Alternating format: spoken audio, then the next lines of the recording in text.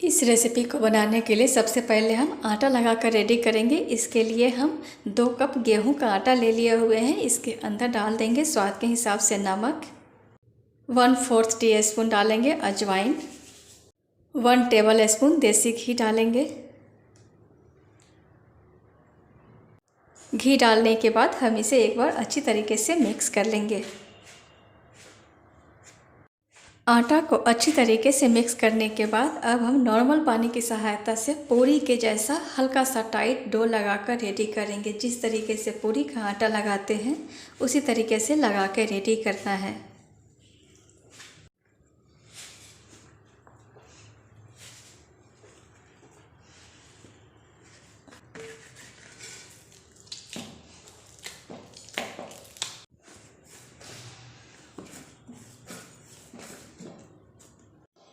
मैंने इसका tight dough लगाकर रेडी कर लिया है। आप देख सकते हैं जिस तरीके से पूरी का आटा लगाते हैं सेम तरीके से मैंने इसे लगा के रेडी किया है।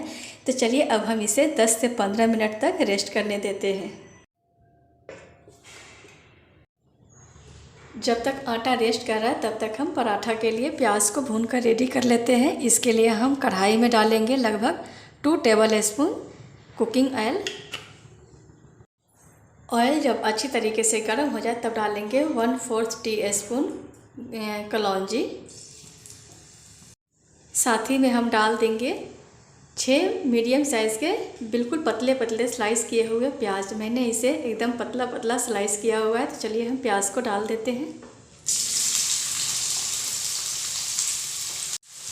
1/4 टीस्पून नमक डालेंगे प्याज के हिसाब से, 1/4 टीस्पून लाल मिर्च पाउडर स्वाद के हिसाब से, अच्छे कलर के लिए बिल्कुल थोड़ा सा हल्दी पाउडर। अब हम इन सभी चीज़ों को अच्छी तरीके से भूनकर रेडी कर लेंगे।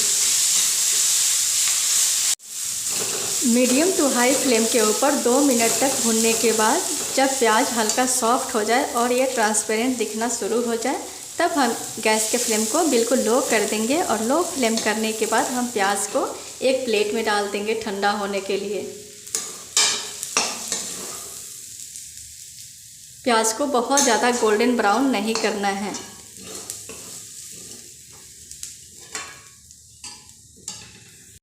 प्याज को प्लेट में डालने के बाद हम इसी कढ़ाई में डालेंगे 2 टेबल स्पून सरसों का तेल। तेल जब अच्छी तरीके से गर्म हो जाए तब हम डालेंगे 1 टीस्पून चना दाल, 1 टीस्पून उड़द दाल और 1/2 टीस्पून पीली वाली सरसों। आप काली वाली सरसों भी ले सकते हैं। तो चलिए हम इसे डाल देते हैं। हम इसे एक बार चला देंगे और इसे प्लेट से ढक देंगे क्योंकि सरसों जो है चटकता है, बहुत ज़्यादा उड़ता है, उछलता है। सरसों जब अच्छी तरीके से क्रैकल हो जाए तब हम डालेंगे 2 करी पत्ता, डालेंगे 1 मीडियम साइज़ का प्याज, 1 टेबल स्पून अदरक और लहसुन कूटा हुआ।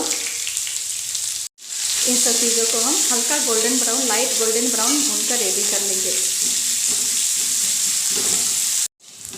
प्याज जब हल्का गोल्डन ब्राउन भून जाए, आप देख सकते हैं इसे बहुत ज़्यादा डार्क गोल्डन ब्राउन नहीं करना है, तब हम इसके अंदर डाल देंगे 2 मीडियम साइज़ के टमाटर।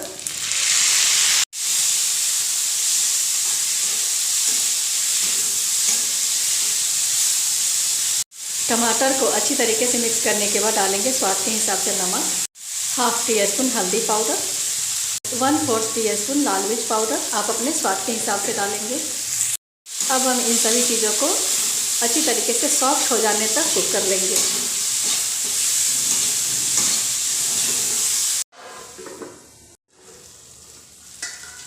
दो मिनट तक बिल्कुल लो फ्लेम के ऊपर कुक करने के बाद आप देख सकते हैं टमाटर जो है बहुत अच्छी तरीके से सॉफ्ट हो चुका है। तो चलिए अब हम इसके अंदर डाल देते हैं उबला हुआ आलू। मैंने आलू को पहले ही उबाल के अच्छी तरीके से ठंडा कर लिया हुआ है, इसे छील कर रेडी कर लिया। तो चलिए हम इसे तोड़ लेते हैं इसके अंदर।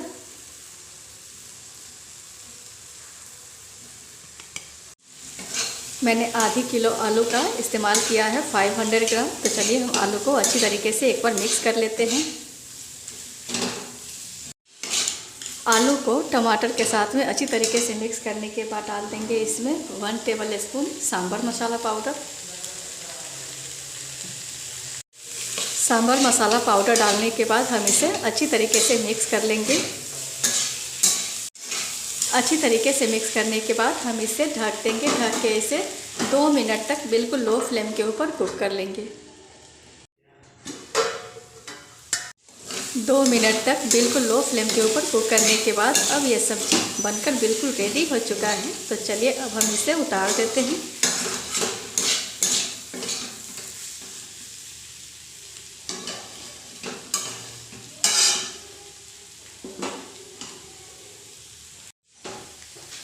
अब हम तवा चढ़ा देते हैं। तवा चढ़ाने के बाद हम पराठा बनाना शुरू करते हैं। पराठा बनाने के लिए सबसे पहले हम आटे का छोटा सा गोला तोड़ेंगे। आपको जिस भी साइज़ में पराठा बनाना हो उस साइज़ का गोला तोड़ कर तैयार करना है। तो चलिए मैंने गोले का एक पेड़ा बनाकर रेडी कर लिया है। अब हम इसको सूखे आटे से डस्ट कर लेंगे। डस्ट करने के बाद इसे इस तरीके से फैला लेंगे हाथों से ही। दोबारा इसे डस्ट करेंगे और तब इसे बेलन की सहायता से हम बेल कर रेडी कर लेंगे।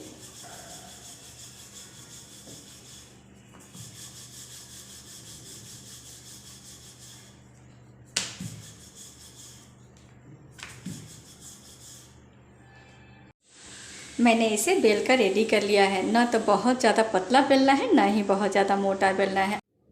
आप इस रोटी की थिकनेस देख सकते हैं। तो चलिए अब हम इसके ऊपर डालते हैं ऑयल। बिल्कुल थोड़ा सा ऑयल डालेंगे, इसे फैला लेंगे।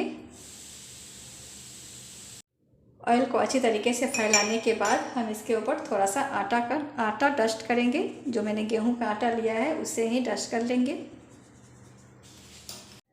आटा को डस्ट करने के बाद अब हम डालेंगे इसके ऊपर भुना हुआ प्याज।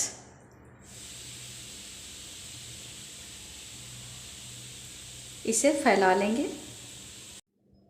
प्याज को अच्छी तरीके से फैलाने के बाद हम इसे फोल्ड करेंगे कुछ इस तरीके से।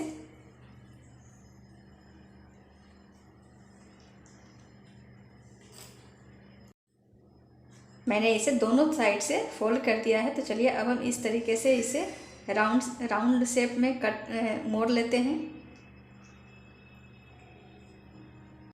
मैंने इसे राउंड शेप में मोड़ते हुए सिलेंडर बना लिया है। तो चलिए सिलेंडर बनाने के बाद जो लास्ट वाला पार्ट होता है उसे इस तरीके से नीचे रखना है और इसे हल्का सा प्रेस करके इस तरीके से मोड़ देना है। अब हम एक चाकू ले लेंगे।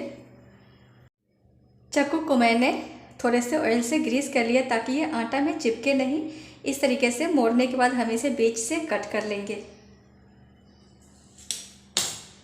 आप देख सकते हैं इस तरीके से। इस तरह से कट करने के बाद हम इसे इस तरह फैला लेंगे। फैलाने के बाद हम इसे प्रेस कर लेंगे। प्रेस करने के बाद इसके ऊपर आटा का स्प्रिंकल करेंगे ज़रूरत के हिसाब से और इसे बेल लेंगे।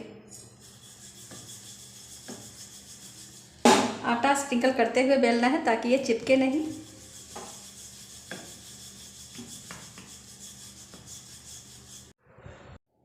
मैंने पराठा को बेल कर रेडी कर लिया है।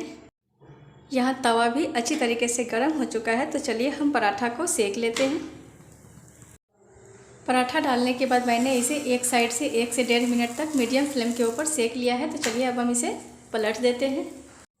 पलटने के बाद हम इसे दूसरे साइड से भी 1 मिनट तक सेक लिए हैं। तो चलिए इसके ऊपर हम ऑयल डालते हैं और इसे अच्छी तरीके से फैला लेते हैं। आप इसकी जगह रिफाइंड ऑयल या फिर घी का भी इस्तेमाल कर सकते हैं। मैंने इसे अच्छी तरीके से फैला लिया हुआ है। तो चलिए अब हम इसे पलट लेते हैं। दूसरे साइड से भी तेल लगाएंगे इसके ऊपर अच्छी तरीके से।